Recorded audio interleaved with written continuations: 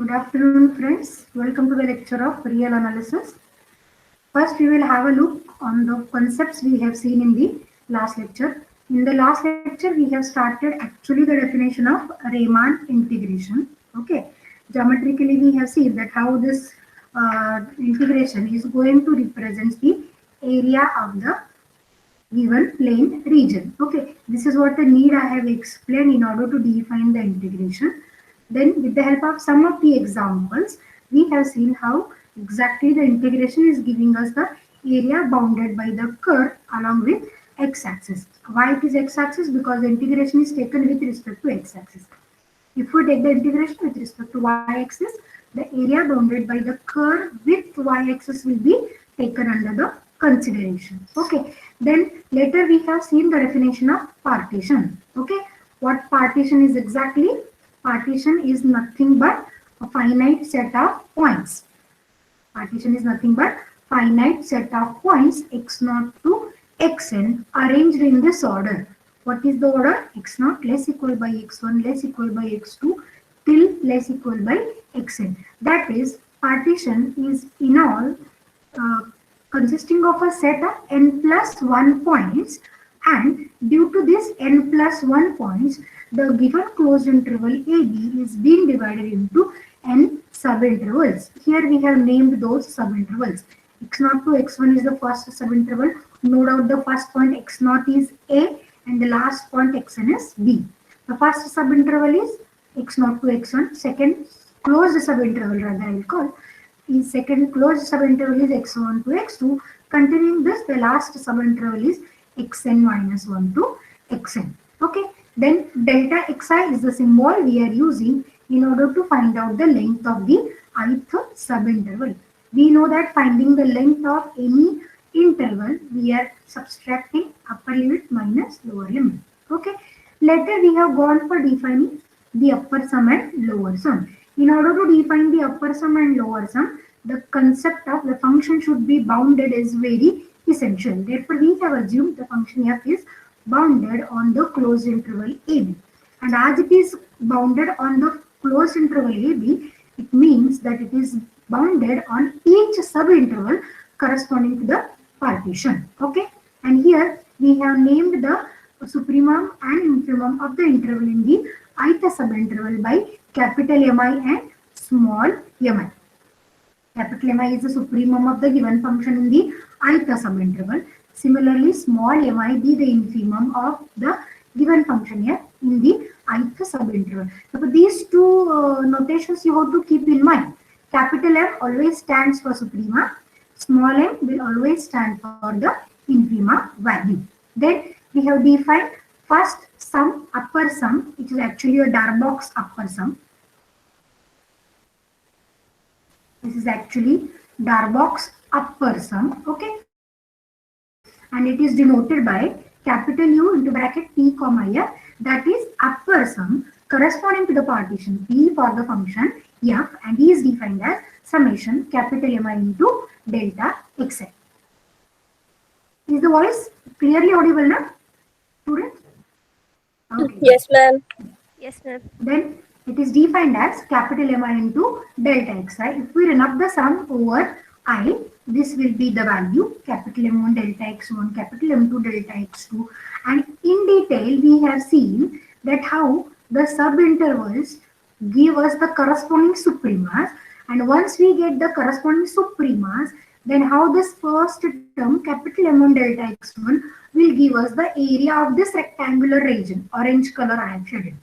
Then second value M2 delta x2 will give us the area of this second rectangular region shaded with this blue color. Okay, as we have taken only 2 points in between the endpoints A and B, we have only 3 subintervals, 4 points and 3 subintervals. You have to keep this point in mind.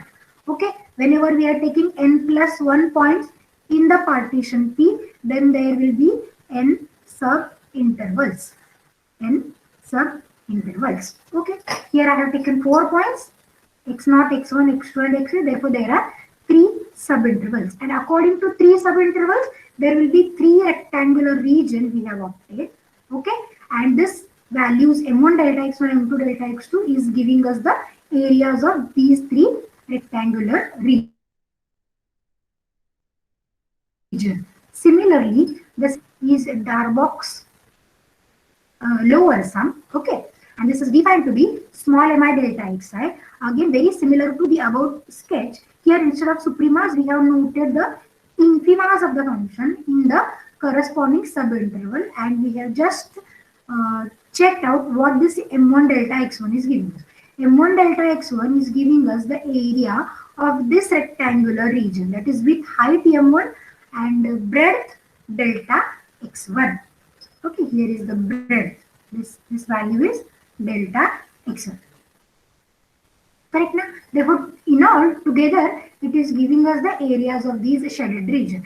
Therefore, if we observe carefully, these areas of the shaded region is slightly above the curve. That's why the name is upper sum. And here, if I just add up all the three areas, the area of the bounded region or shaded region is slightly below the curve. That's why the name of the sum is lower sum. Okay.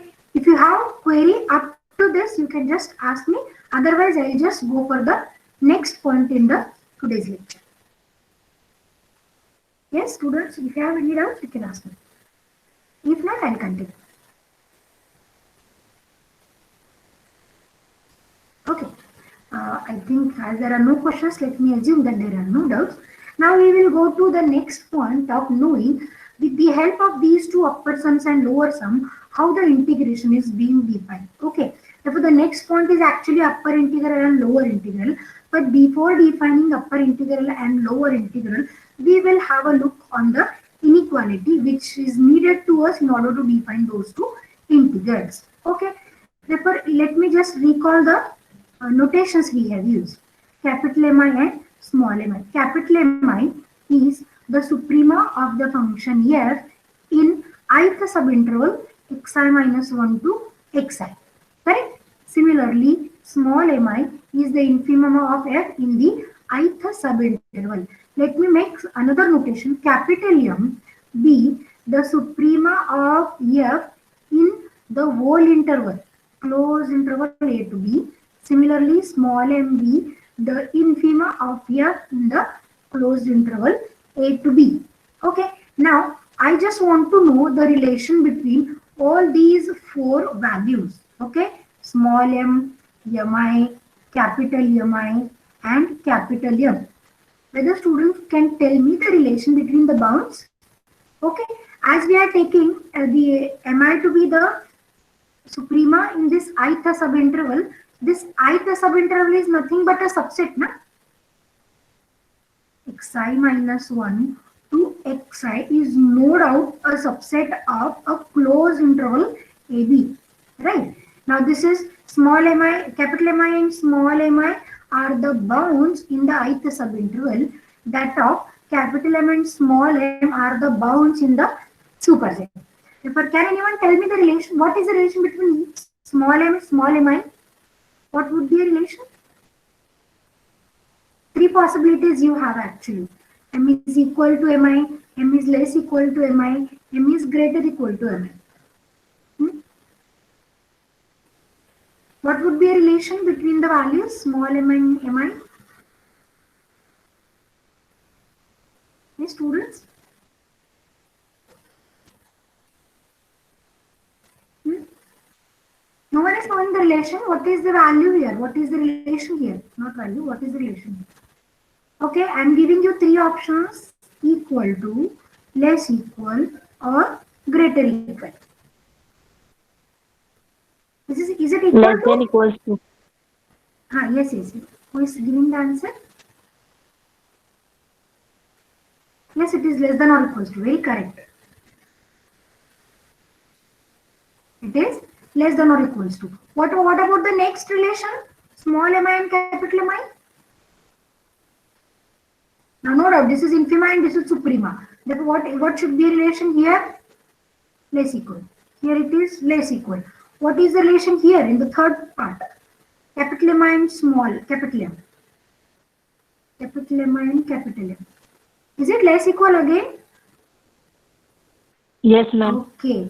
I just want to make you this point clear how the relations are being defined. Okay, I'll take a simple example. Say, I will take a simple example. Suppose I am considering a set of numbers from 1 to 100, and let this be my set A. Okay. Next, I am considering the subset of this, say I. I am considering the subset. Okay. In the subset, what I will do? I will consider the numbers from 10 to 50, say 10 to 50. Okay. What are the bounds, suprema and infima for this capital A? What is suprema value? Suprema coincides with maximal here and the value is 100. Right now? What is infima value? 1. 1. Good. 1. Now we are considering this subset I of the given set. Okay. And let me use the notation suprema infimas of I. Therefore, I will use notation capital M I. What is capital M I in this case?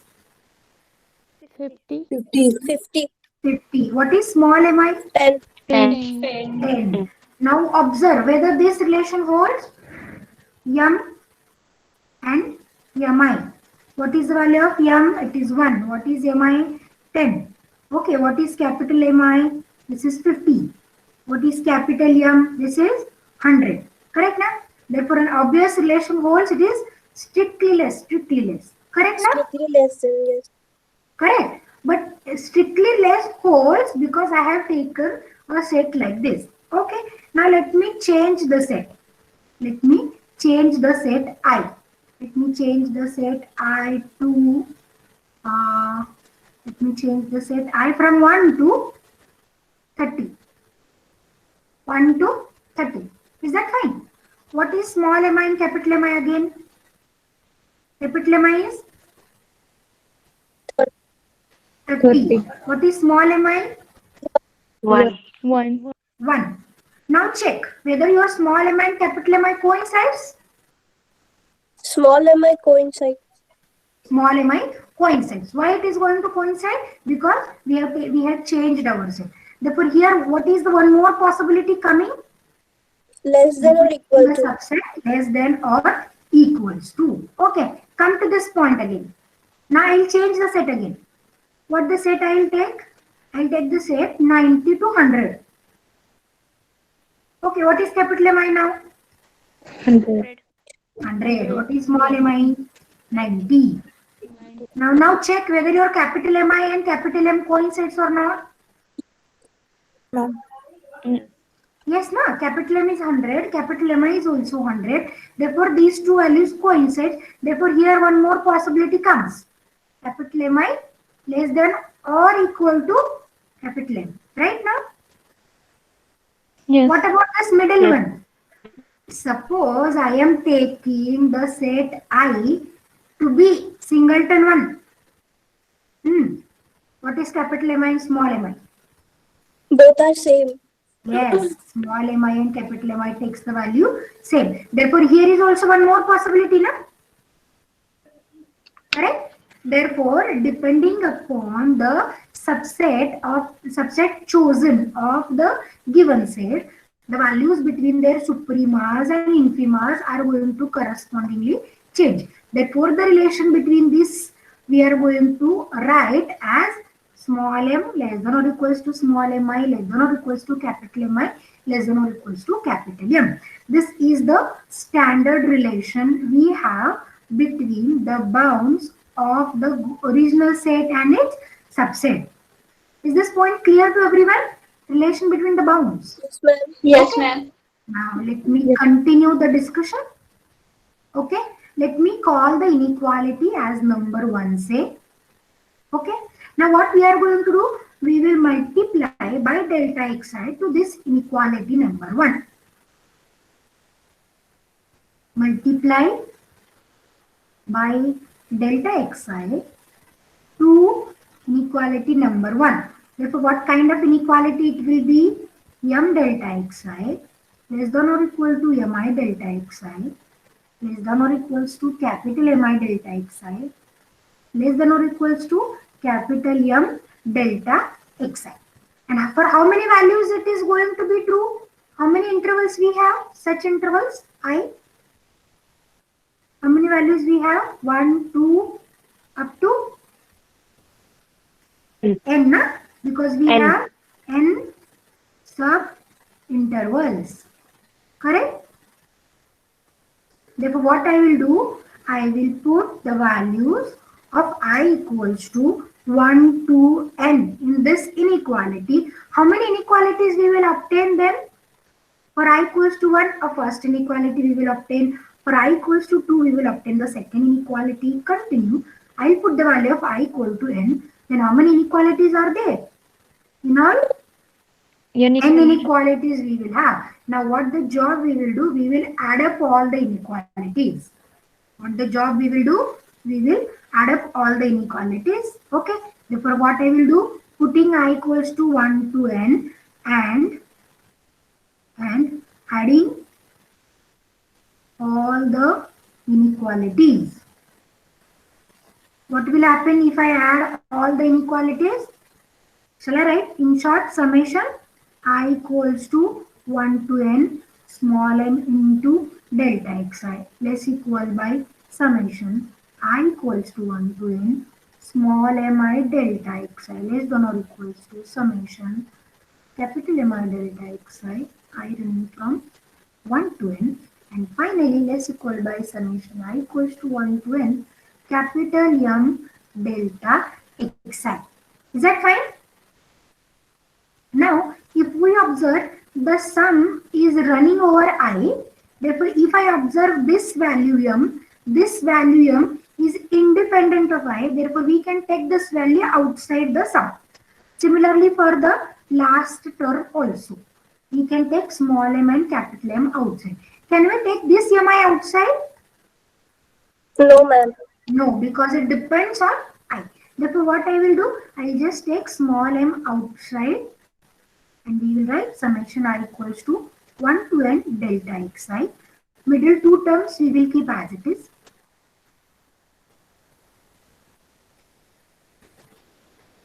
Okay. For the last also we will do the same thing. We will take capital M common and this is summation delta xi. Now can anyone tell me what is the value of summation delta xi? What would be a value summation delta xi? See, this is the closed interval we have taken under the consideration. Okay, and we have divided the given interval into n equal subit or any n subintervals, not equal, not necessary. Let me draw the points x1, x2, x3, so on. This is xn minus 1 and this last one is assumed to be x1. The length of the first subinterval is delta x1. Length of second interval is delta x2, delta x3 and continue. Length of this last subinterval is delta xn. Now what we are going to do under this sum? We are going to add up all the summations. Therefore, may I say, adding all the length of subintervals, it will give me the length of original interval. Is that fine? Adding Yes, all ma'am. these, no? This is Yes. plus we are doing, plus, so on. Therefore, this summation delta xi actually in all it will generate the length of original subinterval. Can anyone tell me what is the length of original subinterval then?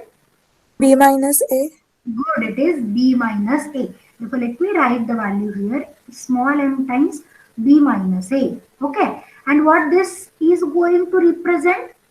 Small m delta xi, according to the definition of sum, is it lower sum?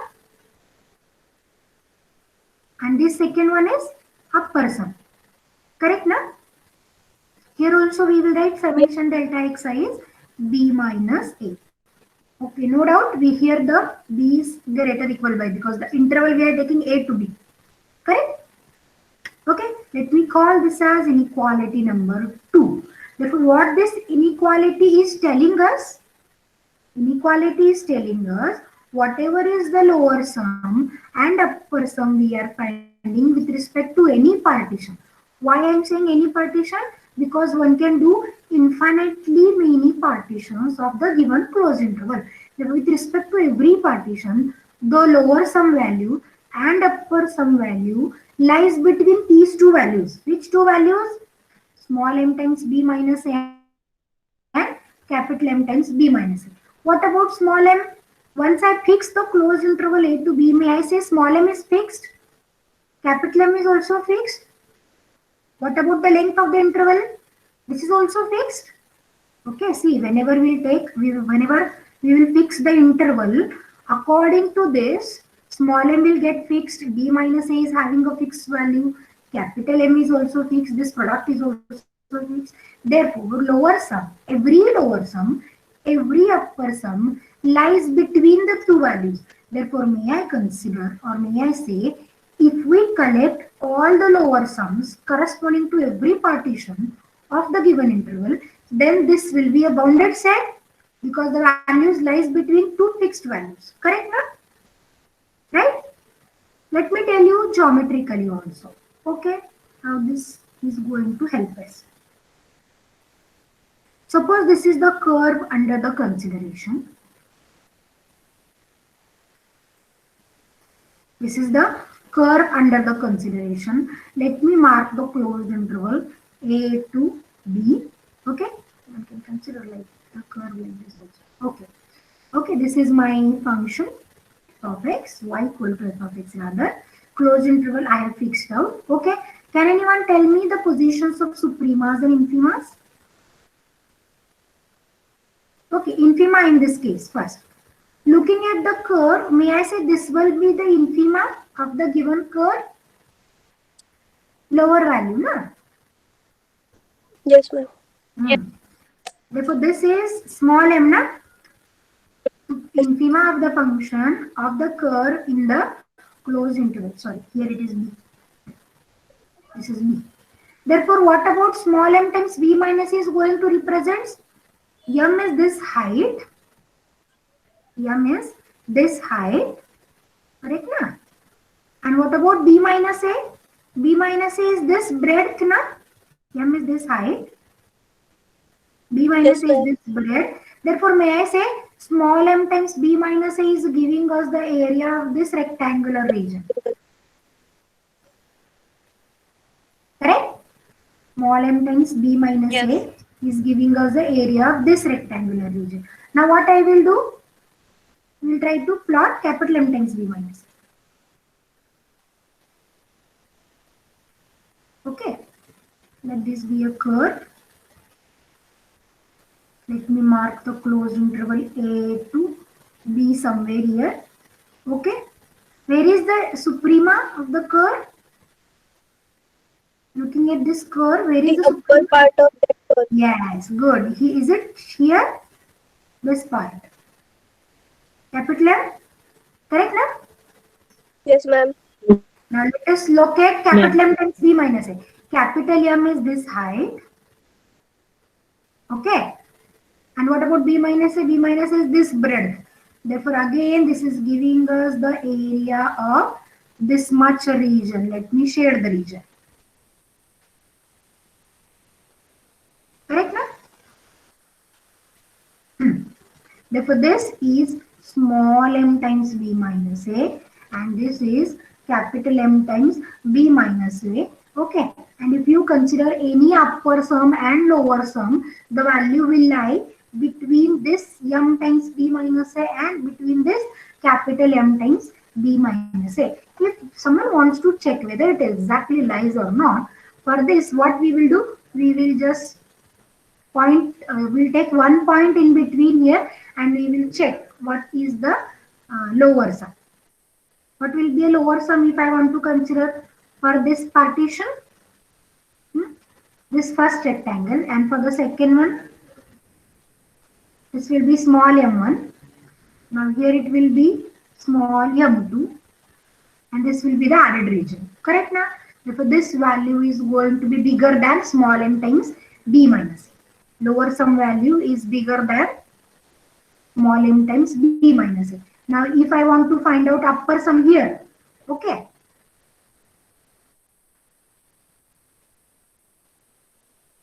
I'll mark here the point. Okay.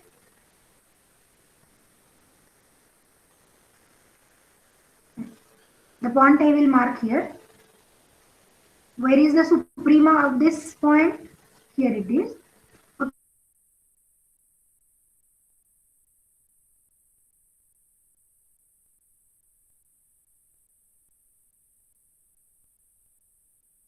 What about in the second interval? The capital M times B minus A. Here we can observe very easily the upper sum is lower than or less than capital M times B minus A. Therefore, with geometrically also we have verified. Therefore, this inequality number 2 helps us to say that with respect to every partition, if we collect all the lower sums in one set, then the set is bounded. And this will be the lower bound. Small m times b minus a will be the lower bound. And capital M times b minus a will be the upper bound of the given set of lower sum. Same thing is true for the upper sums also. Same thing is true for upper sums also. Is the point clear to everyone? Yes, ma'am. Therefore, let us go to defining a new point called as an upper integral.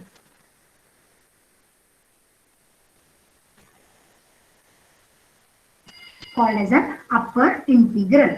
Okay. Now, before going to define the upper integral, one should need to understand what will happen with respect to partitions, that is with respect to upper sum, if we increase the number of points in the given partition. Okay, we will try to understand this thing first and then we will define upper integral. Then we will try to define upper integral. So let me draw a curve. Let this be a curve under the consideration. A, B, I will mark somewhere here. Okay. Now, what is the change we are going to observe? Initially, we will take one partition P, okay, and we will find out the upper sum. Later, we will find the second partition, say P dash, in which we are going to increase the points. Suppose in the first partition, I will consider only 4 points, x0, x1, x2, and x3. x0, x1, x2 and x3. In the second partition, what I will do? I will just increase 2 more points. Okay, and check. Okay, first let us find out the upper sum regarding this partition. So let me just, you please bear with me because here on this pen tablet, straight line is somewhat difficult for me.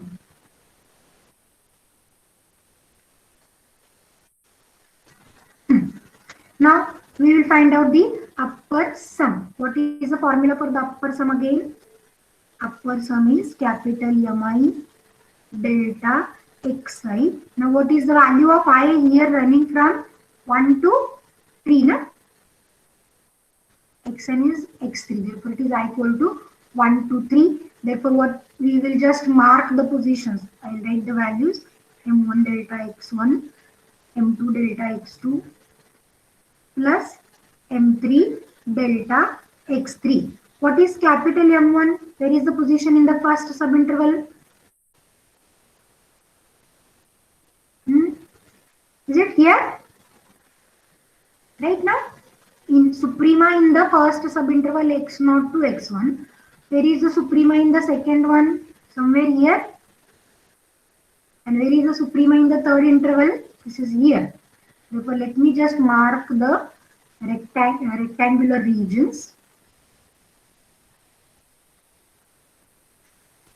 This is the upper sum.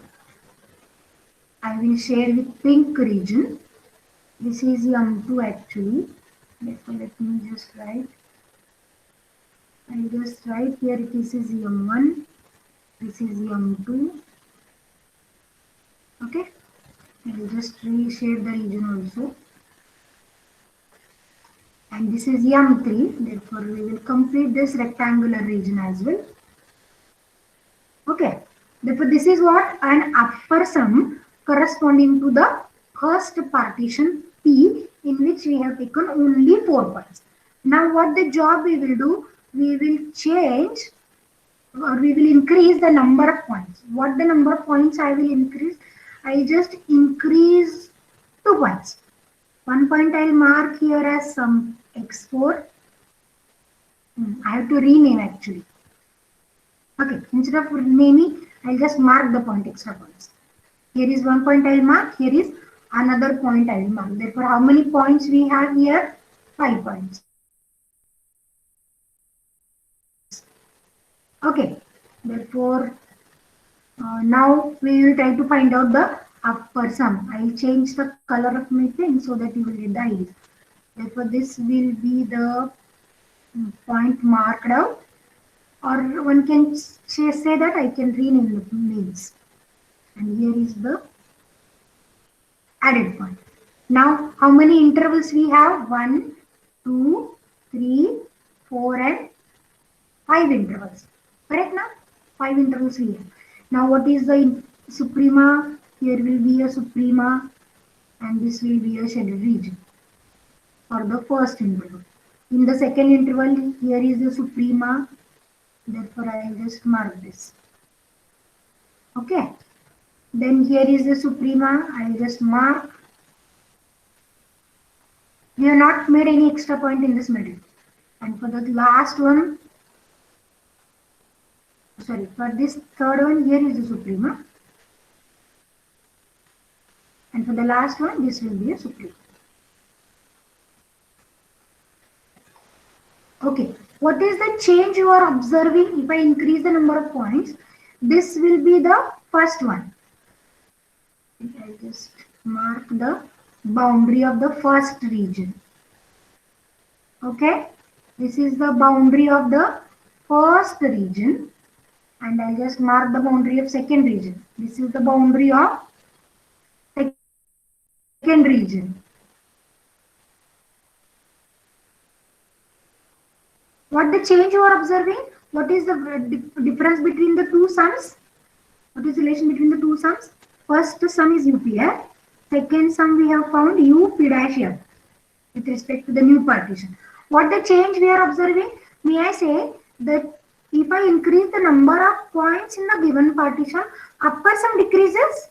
Correct now? This region is extra in the first upper sum.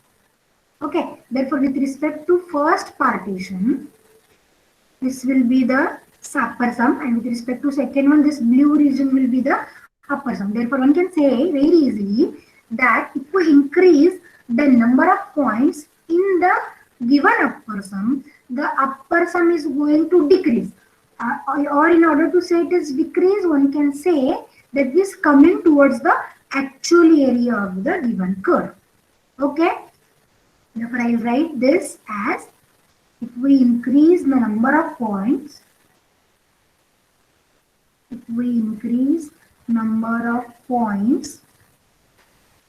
the given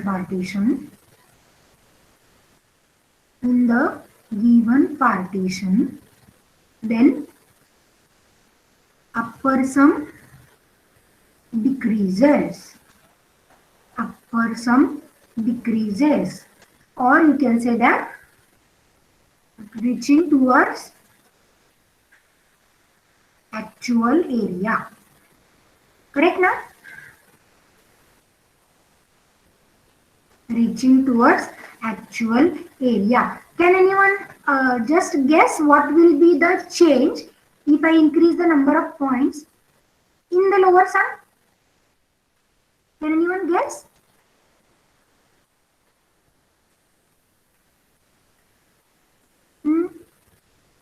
Students said you have to just make a guess. We will check for lower sum.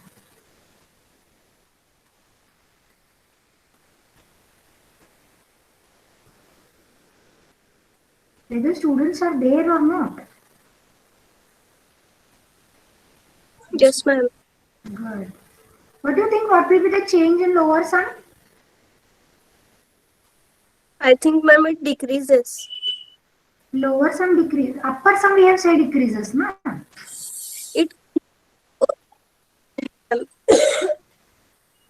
What you are saying? Your voice is not clear. value. Increases? What you are saying? It increases and comes to its accurate value. Good. Comes to the accurate value. Let us check. First we will find out the upper sum with respect to this partition, and then we will increase the point, and again we will check. Okay. Therefore, what is the Lower sum. In the first subinterval, this will be the infima. Correct? Therefore, this will be a region. In the second interval, this will be an infima. Therefore, this will be a region. Third subinterval, this will be the infima. This will be. Therefore, this will be in all the upper sum with respect to this original partition. Now, what the job we will do? We will increase points in the given subinterval. We will increase the points in the given subinterval. Here 1 point, here is 1 point, here is 1 point. Now, just mark and check what is the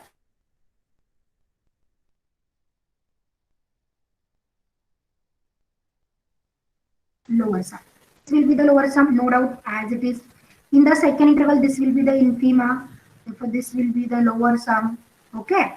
In the third, suppose this is the low infima. This will be the change. In the fourth, it is same. In the fifth, here it is. In the sixth, it is same again. For what you are observing, pink region is original lower sum. Green region is now added, points added, and then we have obtained this sum. Therefore, easily one can observe this part is extra, this part is extra.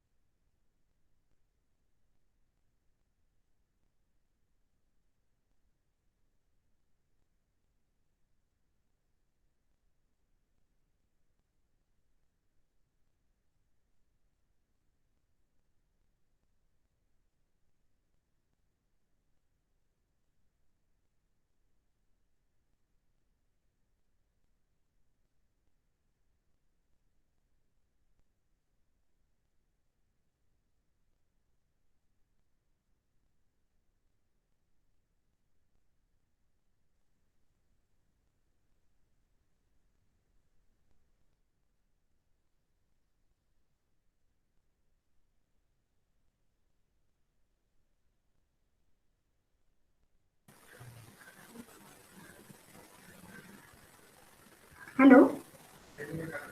Ma'am तुमचा video pose झालेला आणि आवाज पण येत नव्हता. हो madam. हा ma'am. कुठेपर्यंत बघा हे ऐकू आलं का? हो हो. We'll switch to an example. Okay. Example is to understand why infimum of upper sum, that is upper integral, is equal to supremum of lower sum is the condition of integrability. Suppose we want to buy a dress and we want to go for a shopping in Navi Pet. We are selecting a shop where there is no fixed rate. Okay. Is the screen visible? No, ma'am. Check No, now. ma'am. Yes, ma'am. Yes. Now it is visible now. See, now what we have done, a girl want to go for a shopping, okay, and we went to a shopping where we can do the bargaining, right? Then suppose the shopkeeper has told us the dress is of rupees 1000. Are you going to buy for 1000 rupees directly? देणार का लगेच पैसे काढून? No. What will be the cost you will ask for the dress?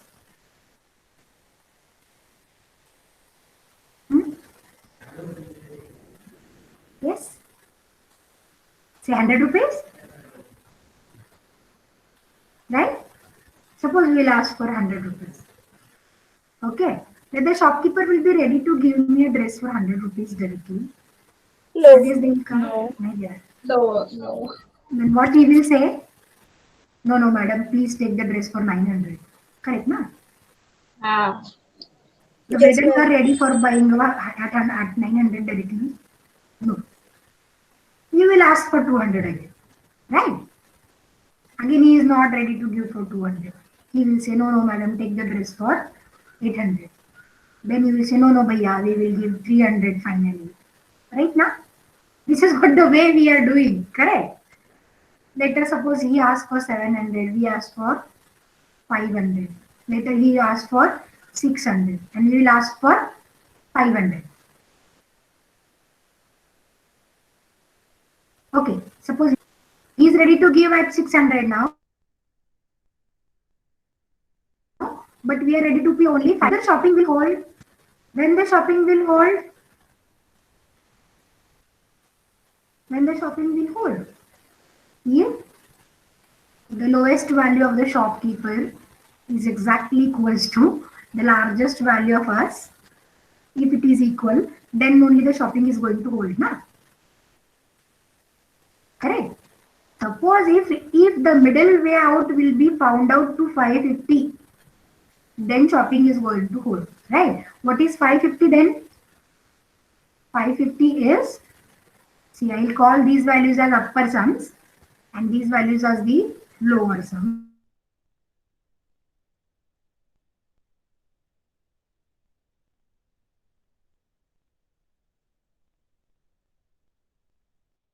Ma'am, your voice is not audible.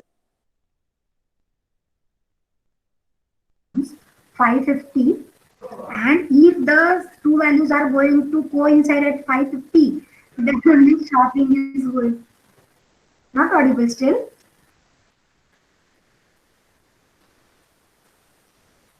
Let me increase the voice. Check now. Is it audible now? Yes, ma'am. Yes, ma'am. Yes, ma'am. Screen is also clear, na? Yes, yes. Now, when the shopping is going to hold, can anyone answer me? If these two values coincides, na? Infimum among the values told by the shopkeeper, supreme among the values we have told him. If the two values coincides, then only shopping is going to hold. Suppose it do not coincide. He stopped at 600 and we stopped at 500. What will be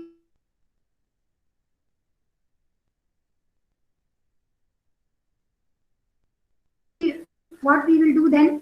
Shopping doesn't hold if the two values are not equal. And if suppose they are equal, what will happen? We will do the shopping. Shopping holds. Correct? Therefore, very similar to this, infimum of upper sum, if it is exactly equals to supremum of lower sum, that is somewhere the two values coincides. The value coming from upper to lower, that is upper sum, and the value coming from lower to upper sum, that is lower sum. If the two values coincides at the actual value, if the two values are equal, then only integrability holds, otherwise the function is said to be not integrable. Otherwise, we say that the function is not integrable. Right? Any doubt up to this? The definition of integrability.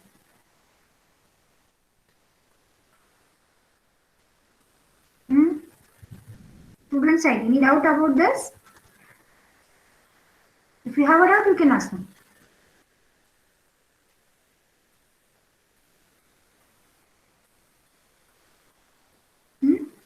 Is it clearly understood? Yes, ma'am. Good.